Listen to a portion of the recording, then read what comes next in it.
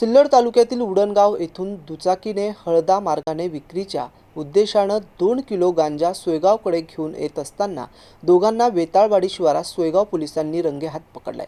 ही घटना गुरुवारी सायंकाळी 5 वाजेच्या दरम्यान वेताळवाडी शिवारात घडली आहे। सोयगाव पोलिसांनी वेताळवाडी शिवारात डोंगराच्या पायथ्याशी दबा धरून बसस सापळा रचून ही कारवाई केली आहे।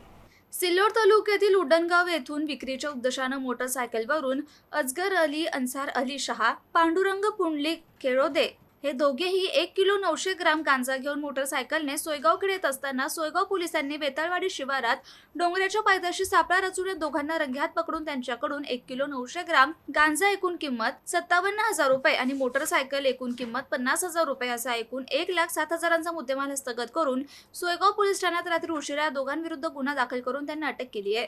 पोलीस निरीक्षक दिनकर गोरे यांच्यासह गजानन दांडगे, अजय कोळी, कुणाल जाधव, सादिक तडवी, शांताराम सपकाळ यांच्या विशेष पथकाने ही कारवाई केली आहे। दरम्यान घटनास्थळी रात्री उशिरा फॉरेन्सिक लॅबचे पथक धावून घेऊन घटनेचा पंचनामा केला। या प्रकरणी पोलीस अधीक्षक प्रकाश जाधव, उपविभागीय पोलीस अधिकारी विश्वजित कायगडे यांच्या मार्गदर्शनाखाली पोलीस निरीक्षक दिनकर गोरे, गजानन दांडगे, अजय कोळी, कुणाल जाधव, सादिक तडवी, शांताराम सपकाळ आदी करतायत। विजय चौधरी, MCN न्यूज, सोयगाव।